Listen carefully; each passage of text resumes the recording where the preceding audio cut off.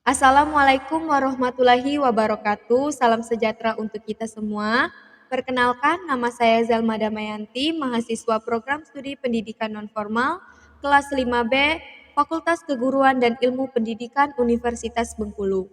Pada kesempatan yang berbahagia ini, saya akan memaparkan materi mengenai tanggung jawab profesional dalam pendidikan keluarga dalam mata kuliah pendidikan keluarga.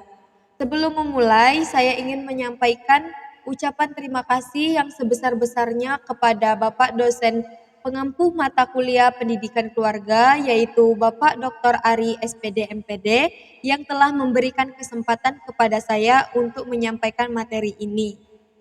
Semoga apa yang saya sampaikan hari ini dapat memberikan pemahaman baru, memperkaya wawasan, serta menjadi bahan diskusi yang bermanfaat bagi kita semua. Baiklah, langsung saja masuk ke materi. Yang pertama itu ada latar belakang, di mana kehidupan manusia tidak terlepas dari pendidikan. Karena melalui pendidikan, seseorang dapat berkembang secara mental maupun fisik. Pendidik dapat dibedakan menjadi pendidik kodrati yaitu orang tua dan pendidik profesi yaitu guru. Orang tua merupakan pendidik pertama dan utama yang tidak bisa digantikan, sebab keluarga adalah lembaga pendidikan dasar bagi anak. Pendidikan keluarga berperan penting dalam membentuk moral, watak, dan kepribadian anak sekaligus memberikan nilai-nilai agama, moral, sosial, serta keterampilan dasar yang menjadi fondasi untuk kehidupan selanjutnya. Lalu di sini terdapat tanggung jawab profesional dalam pendidikan keluarga. Keluarga adalah tempat pendidikan pertama bagi anak. Cara orang tua mendidik sangat mempengaruhi perkembangan emosi, intelektual, spiritual, serta pembentukan watak dan karakter anak melalui teladan, nilai moral, dan pendidikan agama yang diberikan. Orang tua membantu anak tumbuh menjadi pribadi yang berakhlak dan bertanggung jawab. Oke, ada juga menurut Yuhania 2022, ada beberapa tanggung jawab orang tua terhadap anaknya. Yang pertama, pengalaman pertama masa kanak-kanak. Yang kedua, menjamin kehidupan emosi anak. Yang ketiga, menanamkan dalam pendidikan moral. Yang keempat, memberikan dasar pendidikan sosial. Yang kelima, peletakan dasar-dasar keagamaan. Lalu, adapun menurut Nusation 2019,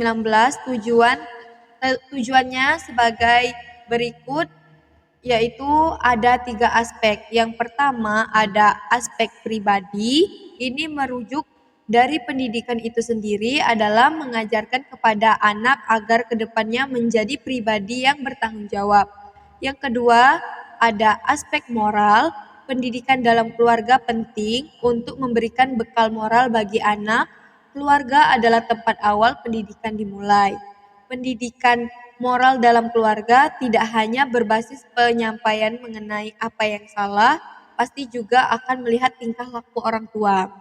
Lalu yang ketiga itu ada aspek sosial.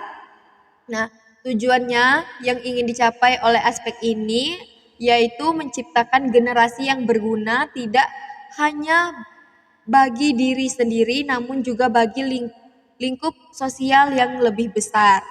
Sejak dini, anak telah ditanamkan nilai-nilai leluhur agar mampu menjadi pribadi yang baik ke depannya. Lalu, adapun bentuk peran dan tanggung jawab orang tua dalam mendidik anak di lingkungan keluarga. Orang tua adalah pendidik pertama dan utama bagi anak. Tugas mendidik bukan hanya tanggung jawab ibu, tetapi juga ayah sebagai teladan, pelindung, dan pembimbing. Anak akan meniru sikap dan kebiasaan orang tua sehingga penting memberi contoh yang baik serta dukungan agar tumbuh karakter yang berhasil. Lalu ada juga Afni dan Jumahir 2020 menyebutkan ada 3 peran orang tua yang berperan dalam prestasi belajar anak. Yang pertama, menyediakan kesempatan sebaik-baiknya kepada anak untuk menemukan minat, bakat, serta kecakapan-kecakapan lainnya, serta mendorong anak agar meminta bimbingan dan nasihat kepada guru. Yang kedua, menyediakan informasi-informasi penting dan relevan yang sesuai dengan bakat dan minat anak. Yang ketiga, menyediakan fasilitas atau sarana belajar serta membantu kesulitan belajarnya.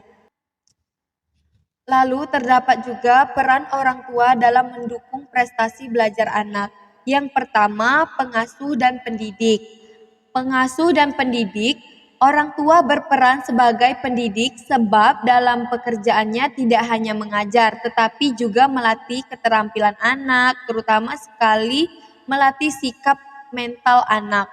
Maka dalam hal ini, orang tua harus dan mampu bertanggung jawab untuk menemukan bakat dan minat anak, sehingga anak diasuh dan dididik baik langsung oleh orang tua atau melalui bantuan orang lain. Nah, yang kedua itu ada pembimbing. Nah, bimbingan adalah segala kegiatan yang dilakukan oleh seseorang dalam rangka memberikan bantuan kepada orang lain yang mengalami kesulitan agar orang tersebut mampu mengatasi sendiri dengan penuh kesadaran. Nah, lalu ada juga motivasi. Orang tua memberikan dorongan tentang pentingnya belajar dan tujuan dapat meningkatkan prestasi belajar sehingga anak benar-benar merasa penting dan membutuhkan apa yang diajarkan oleh orang tuanya. Lalu yang keempat itu ada fasilitator. Dalam belajar mengajar, orang tua menyediakan berbagai fasilitas seperti media, alat peraga, termasuk menentukan berbagai jalan untuk mendapatkan fasilitas tertentu yang menunjang program belajar anak. Orang tua sebagai fasilitator turut mempengaruhi tingkat prestasi yang dicapai anak. Bentuk dukungan lain yang tidak kalah pentingnya berkenaan dengan peranan orang tua dalam belajar anak adalah dengan menyiapkan berbagai fasilitas pembelajaran. Fasilitas ini dimulai dengan biaya pendidikan karena tidak ada pendidikan gratis 100%. Fasilitas pendidikan selanjutnya adalah berkenaan dengan penyediaan buku-buku ajar yang dibutuhkan peserta didik. Demikian juga dengan fasilitas lainnya seperti alat tulis, tempat belajar, dan lain-lain. Lalu terdapat faktor yang mempengaruhi keberhasilan dan tanggung jawab keluarga dalam melaksanakan tanggung jawab pendidikan. Pola asuh orang tua berpengaruh langsung terhadap sikap anak dalam belajar. Keluarga sebagai unit pendidikan pertama membentuk nilai, sikap, dan karakter anak melalui interaksi sehari-hari. Namun, masalah seperti ketidakharmonisan keluarga, kesibukan orang tua, dan faktor ekonomi sering menghambat peran orang tua dalam mendampingi anak. Karena itu, orang tua perlu memberi teladan, dukungan, dan perhatian agar anak tumbuh dengan baik dan siap menghadapi perkembangan zaman. Nah, itulah materi yang dapat saya sampaikan. Lalu kita langsung saja ke kesimpulannya. Jadi, kesimpulannya itu pendidikan keluarga sangat penting dalam membentuk karakter, kepribadian, dan perkembangan anak sejak dini. Keluarga sebagai pendidik pertama dan utama memberikan dasar moral, sosial, emosional, dan keagamaan yang tidak bisa digantikan. Keberhasilan pendidikan keluarga dipengaruhi oleh pola asuh, keteladanan, serta dukungan orang tua.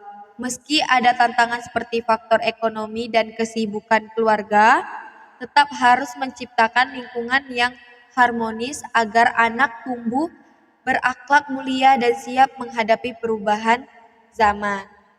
Terima kasih, itu saja materi yang dapat saya sampaikan. Saya mohon maaf atas kekurangannya. Saya akhiri. Wassalamualaikum warahmatullahi wabarakatuh.